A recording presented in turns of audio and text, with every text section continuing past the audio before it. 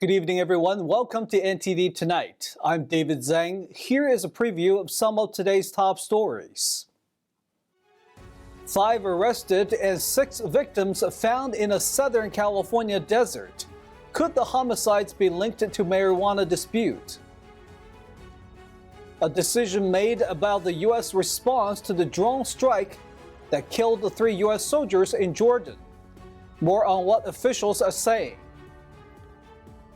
New details on the fatal shooting that killed the 2 Southern California police officers. Family members argue the deaths could have been prevented. 5 arrested after 6 victims found in a remote Southern California desert. Officers believe the homicides are linked to a marijuana dispute in San Bernardino County. NTD's Stephanie Sakal has the story. Authorities in San Bernardino County have arrested 5 individuals in connection with the murder of 6 victims found in a remote desert area near El Mirage. I'm pleased to announce that the 5 suspects that you see on this chart to my right were those responsible for this homicide.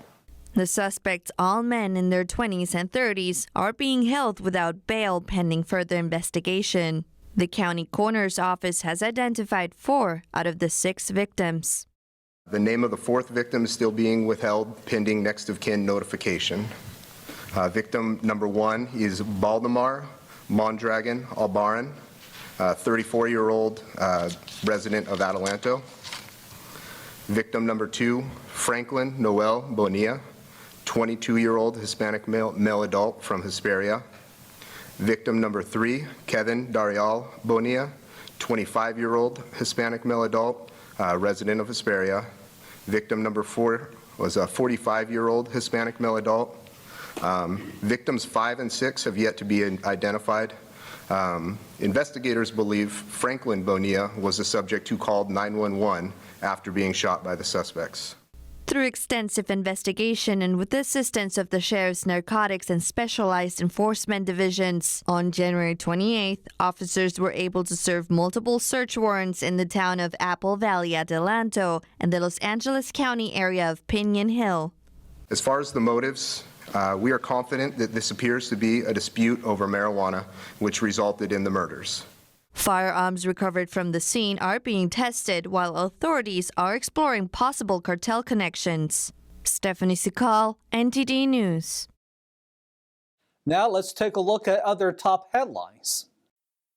President Biden told reporters today he has made a decision about the U.S. response to the drone strike that killed 3 U.S. service members and injured dozens in Jordan. But he declined to provide further details. Biden has been under increasing pressure to respond in a way that stops these attacks for good. Iran-backed militants have targeted U.S. military facilities in Iraq and Syria over 160 times since October. The U.S. has in recent months carried out several strikes targeting Iranian proxies, weapons depots in Iraq and Syria. To date, none of those strikes have deterred the militants. Secretary of State Antony Blinken says tensions in the Middle East are the highest they have been in over 50 years.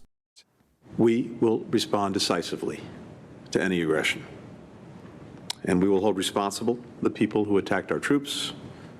We'll do so at a time and a place of our choosing. Secretary of Defense Lloyd Austin expressed outrage and sorrow for those fallen and injured in the line of duty. The President and I will not tolerate attack on U.S. forces, and we will take all necessary actions to defend the U.S. and our troops. Meanwhile, the parents of the American soldiers killed in Sunday's drone attack are sharing their grief after losing their children so suddenly. So I just want people to remember that, even though her time was short on Earth, she lived her life to the fullest, and she enjoyed her life.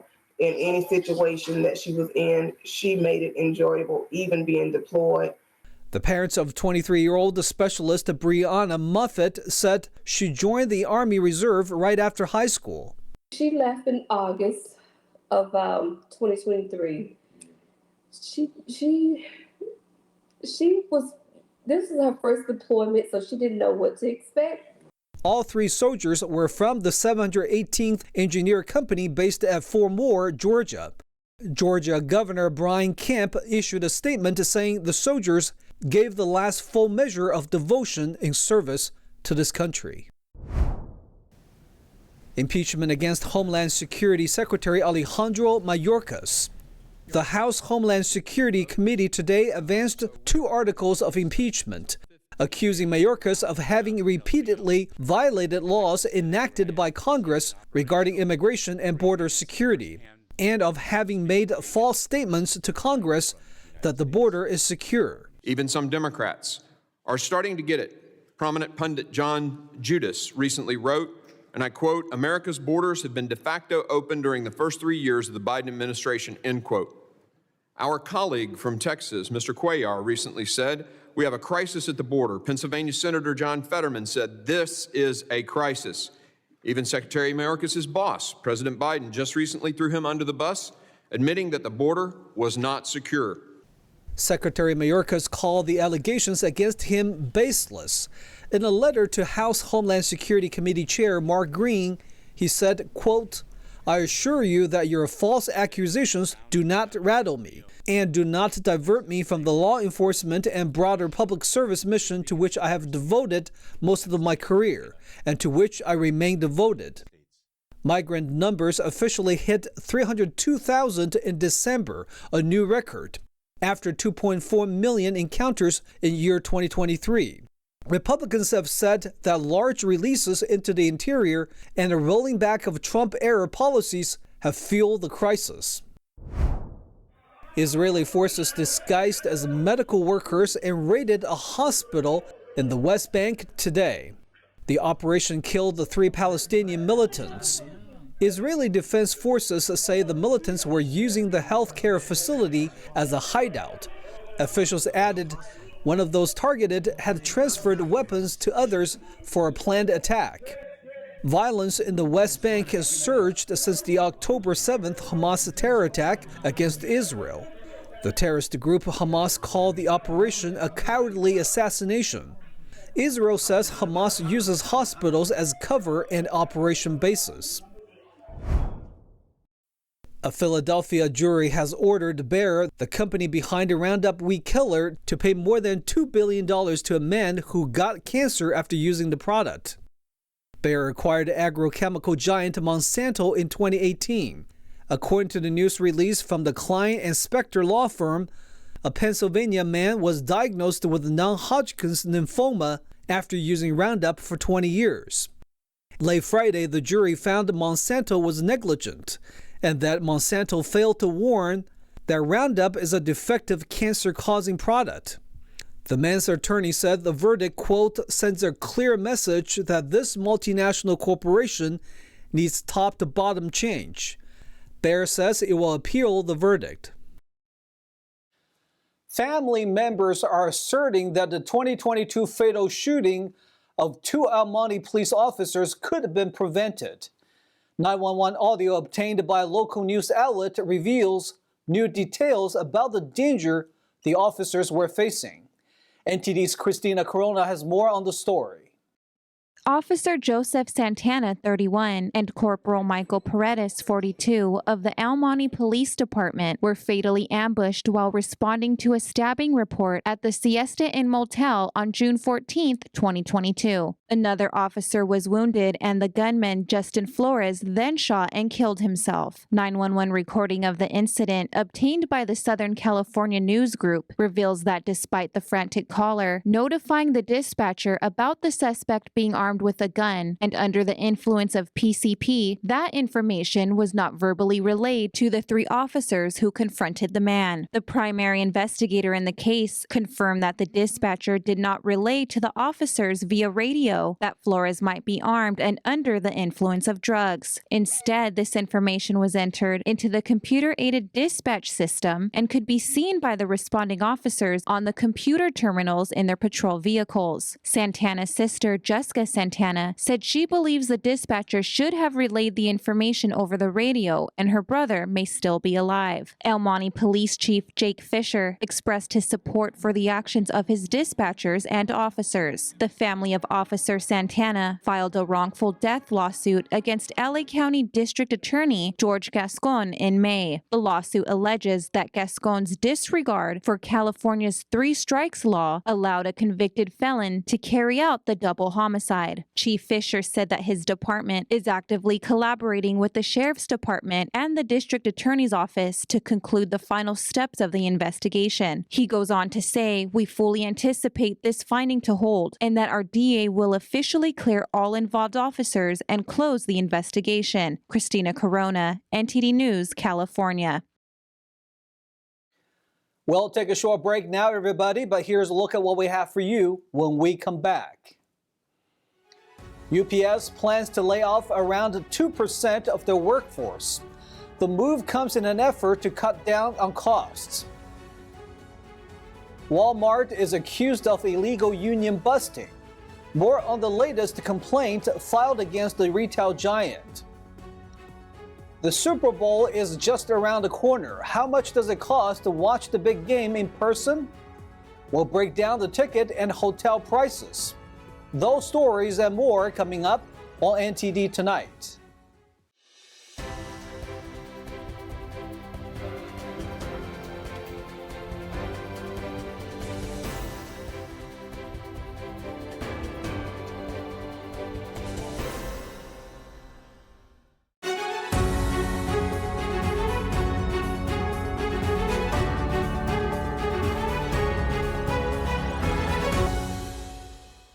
Welcome back to NTD Tonight. I'm your host, David Zhang. UPS announced on Tuesday it will be cutting 12,000 jobs in an effort to save $1 billion in costs. NTD's Jason Blair reports. UPS says the 12,000 layoffs will mainly affect managers and contractors. Last year, the delivery company lost business due to fear of strikes by the Teamster Union. While expecting to get most of it back, UPS has only been able to recover about 60% of it. There was also a lower sales outlook than predicted by surveyed analysts. UPS expects global revenue to be between $92 and $94.5 billion. Analysts had predicted at least $95.6 billion. The company says the cuts will save approximately $1 billion in revenue. UPS CEO Carol Tomei said in a conference call on Tuesday, quote, "We are going to fit our organization to our strategy and align our resources against what's wildly important." UPS has a global workforce of about 500,000, in which roughly 85,000 are managers. The company posted a $24.92 billion fourth quarter revenue, which was also below analyst estimates of $25.31 billion. The company's stock dropped 7% after the announcement. Jason Blair, NTD News. A complaint is filed against Walmart. It claims a store in California used the illegal tactics to discourage employees from unionizing. The National Labor Relations Board, or NLRB, said it had issued the complaint Wednesday. It alleged Walmart interrogated workers at the Eureka, California store about their union activities, removed pro-union flyers from the break room, and threatened employees who distributed union literature in violation of U.S. labor law. Unless Walmart settles the claims, an administrative judge will hold a hearing on the case in May. The judge's decision can be appealed to the agency's 5-member board and then to a federal appeals court. None of Walmart's roughly 4,700 U.S. stores have unionized despite decades of attempts by labor unions. The retail giant is currently facing at least 21 other NLRB complaints from workers or unions alleging labor law violations, such as threatening and interrogating workers and unevenly enforcing workplace rules against union supporters. The NLRB has found merit in the claims and started proceedings in 4 of the cases so far. Walmart has denied wrongdoing. Unions have grown nationally as employees can band together to call for higher wages and better working conditions. Starbucks has also been accused of closing stores and laying off workers who unionize. In Southern California, hundreds of students at UCLA and UC Riverside petitioned to remove Starbucks stores from their school campuses. The move is to support employees who are experiencing the company's, quote, union busting tactics. A study ranks the nation's most popular dog breeds based on web searches. NTD's Jason Blair reports. A study by Pet Lab finds out which breed of man's best friend is searched for the most online in the U.S. Golden Retrievers topped the list, being the most searched breed in 38 states. The study also included keywords like buy and adopt. Golden Retrievers were especially popular in California, Florida, Illinois, New York, and Pennsylvania. The study says people are attracted to retrievers due to their kind nature and ease of training. Coming in second are French Bulldogs. They were the most searched in Arkansas, Georgia, Hawaii, Louisiana, Mississippi, Nevada, New Mexico, Oklahoma, and Texas. According to the study, people like them for their comical and affectionate personalities. Montana, Utah, and Wyoming favored the Burmese Mountain Dog, which came in third. The breed is known for being hardworking and affectionate. Newfoundlands were fourth. Known for being calm and loyal, they were the most searched in Alaska and second most searched in Montana, Oregon, and Vermont. Dogo Argentino came in at number 5, being the third most searched dog in 9 states, including Alabama, Arkansas, and Texas. Jason Blair, NTD News. With the Super Bowl being less than 2 weeks away, the demand for tickets and hotel accommodations has skyrocketed, causing prices to soar to record-breaking heights. NTD's Christina Corona provides the latest prices for the big game.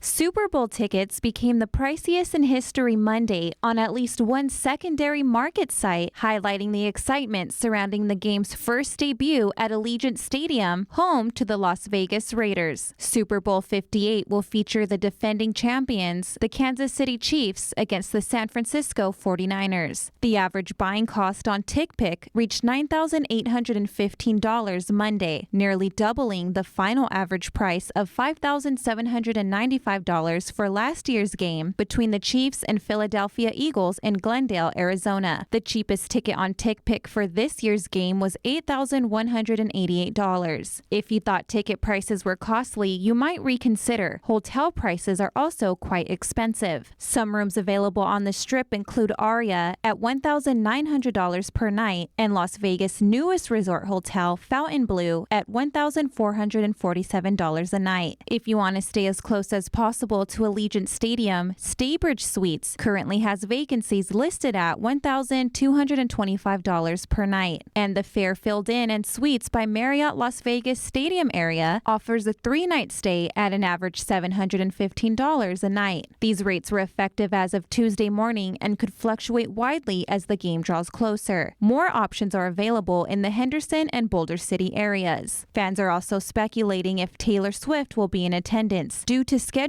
conflicts with her Eras Tour, which has her performing in Tokyo on February 10th, the night before the Super Bowl. Kickoff will start at 3:30 p.m. on Sunday, February 11th. Christina Corona, NTD News. Now, a spotlight on college football as a storm brews around the Tennessee Volunteers. The NCAA is in the midst of investigating alleged major violations connected to name, image, and likeness dealings. NTD's Carlos Reyes has more on the story. The NCAA is turning up the heat once again, and this time the spotlight is on the Tennessee Volunteers. Sources have confirmed to CBS Sports' Dennis Dodd that the NCAA is investigating Tennessee for alleged major violations related to NIL dealings. NIL refers to the rights that athletes have to profit from their own name, image, and likeness. In simpler terms, it allows for players to capitalize on their personal brand, securing endorsement deals, sponsorships, and other opportunities. The focal point of this investigation is none other than their star quarterback, Nico Iamaleava. What's catching everyone's attention? Iamaleava reportedly inked a record-breaking contract with Spire Sports Group, Tennessee's primary collective. Now, the Volunteers have yet to receive a formal notice of allegations from the NCAA, but insiders reveal it's not uncommon for the governing body to send a draft notice of preliminary violations it is investigating. It's a nerve-wracking time for Tennessee fans as they await the outcome of this high-stakes probe. But wait, there's more. It seems Tennessee isn't the only big-name program under the NCAA's watchful eye regarding NIL practices. Reports are swirling that the NCAA is also scrutinizing the University of Florida for the recruitment of former quarterback signee Jaden Rashada. The Gators could find themselves in hot water, adding more drama to an already intense college football landscape. And in a recent twist, the NCAA dropped the hammer on Florida State earlier this month with its most severe NIL-related punishment to date. An assistant coach allegedly facilitated impermissible contact between a booster and a transfer prospect, resulting in the Seminoles receiving 2 years of probation and temporary disassociations from a booster and from a collective. It's a clear message from the NCAA that they are not letting NIL violations slide. For Tennessee, this investigation comes on the heels of narrowly escaping crippling penalties in connection with violations that occurred under former football coach Jeremy Pruitt. While the Volunteers dodged a possible bowl ban, they weren't completely in the clear, landing on probation for 5 years in that case, which was settled just this past July. As the NCAA continues its deep dive into NIL dealings across college football, the stakes are high, the drama is palpable, and the future consequences for these programs remain uncertain. Carlos Reyes, NTD News. Stay tuned for China in Focus with Tiffany Meyer coming up next. Beijing lodging a complaint in Washington over the treatment of Chinese students arriving to study in America. The Chinese regime alleged the students were interrogated for hours and in some cases deported. That's all we've got for you tonight. We would like you to join us again on NTD Tonight every weekday at 9 p.m. I'm David Zhang. Have a wonderful evening.